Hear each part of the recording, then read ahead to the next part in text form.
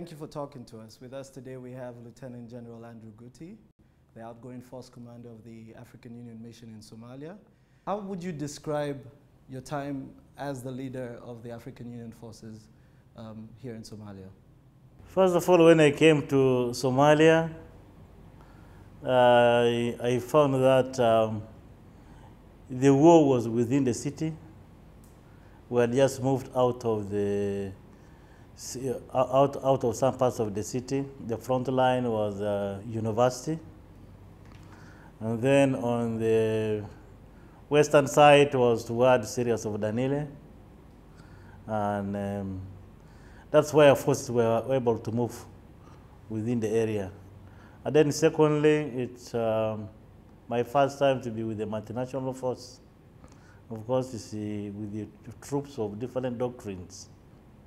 And it always gives in a very big challenge on how to start from.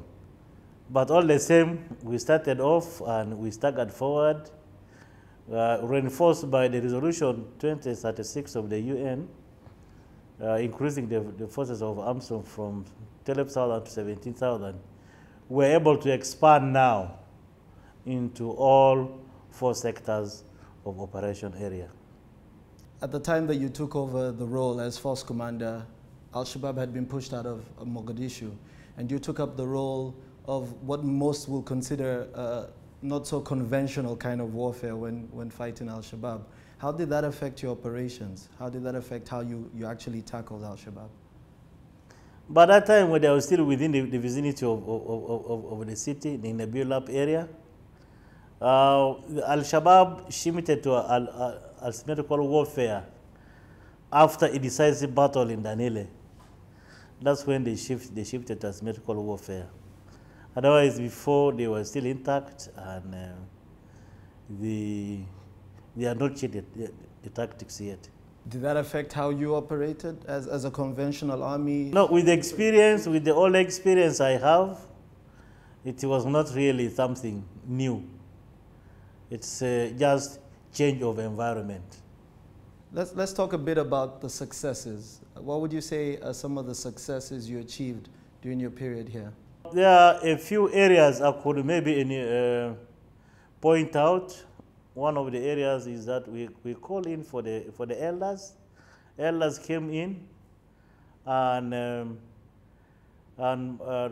elected members were able to look at the constitution.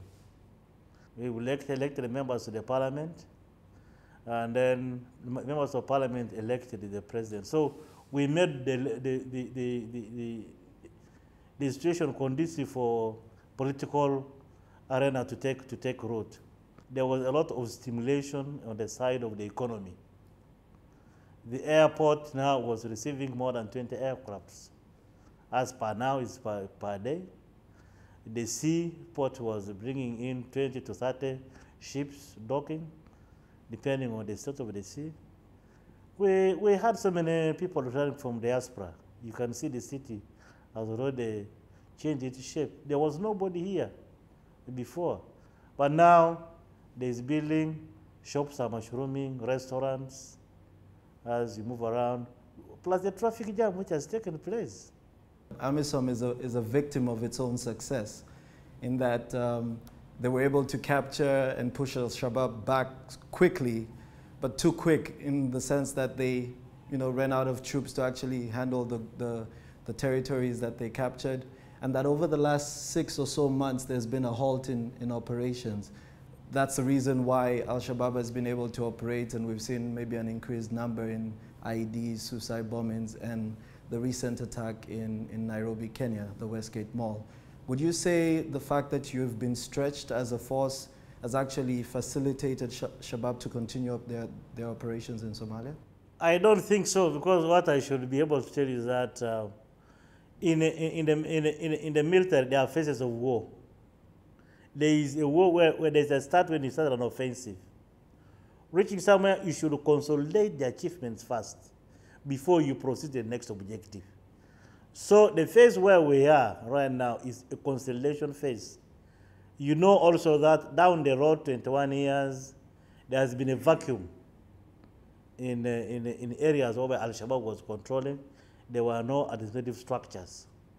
So we are finding a very big problem. You cannot be able to push forward before settling up the area you have already captured. So you need to organize the home, clean it properly, then go to the next objective. And those are the stages we are moving on. So it doesn't mean that Al-Shabaab has gained. No, Al-Shabaab is on run. It is on run.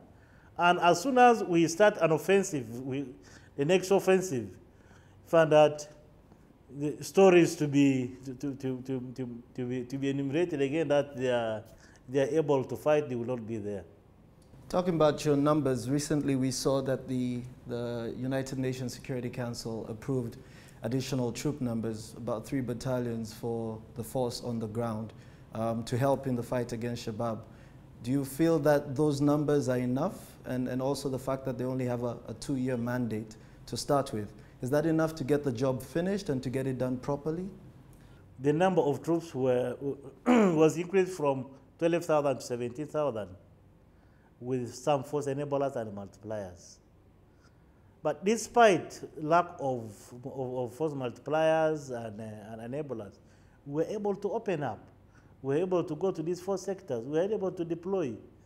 And we were able to recover larger areas from Al-Shabaab.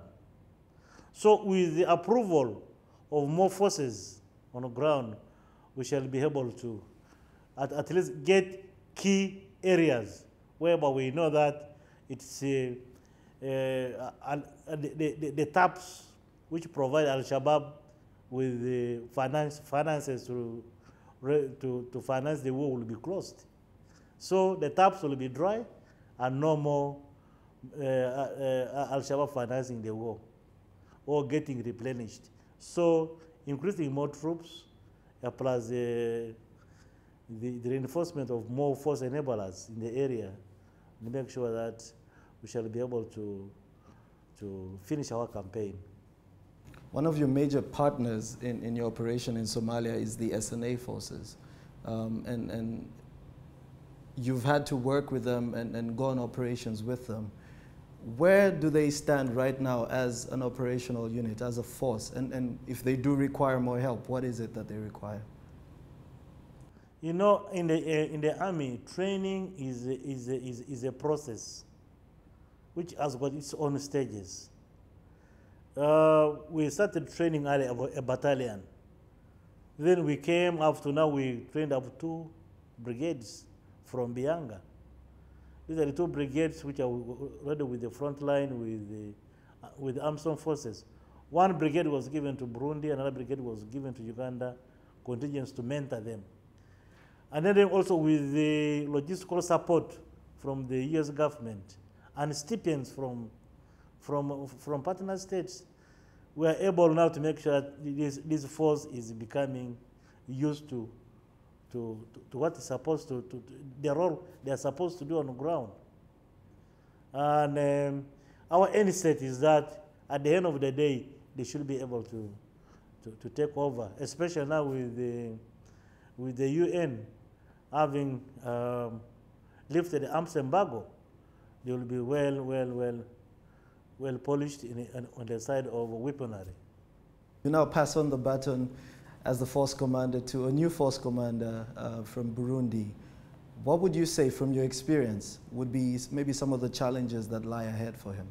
The team which has already come in is well briefed. We have taken time with them.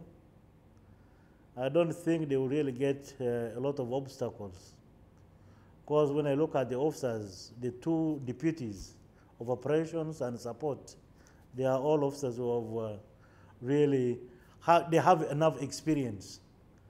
And I'm optimistic that they will be able to finish the remaining part of the campaign. Overall, as AMISOM, as you go back and looking back at your years here, what would you say, or what would you tell them as things they can do better to make sure that this mission is accomplished? Yeah, lessons learned in the area is that when you come to the field, it's not what you may be able to meet unless you go on the ground to learn more. So I've learned a lot of things. I've interacted with the people. I've gone through a lot of problems here, like clan dynamics, which I never expected earlier before. And it's a lot of experience. And I've gone with a lot of friends I've made in the field.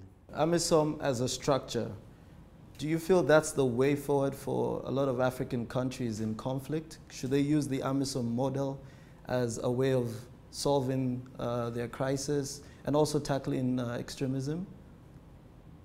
I think the way forward is the AMISOM style of operation. This, it's not a peacekeeping, it's a robust kind of operation. And you find at the end state, at the end of the day, after leveling the ground, the peacekeeping comes in. So I see that the AMISOM model should really be employed in solving the crisis in the continent. I'm already seeing that Somalia is returning to its glory. This is evidence on the ground, you cannot deny. And it's the whole world is already recognizing Somalia as a state. So with the support, I don't think there will be any backsliding. Thank you. Okay.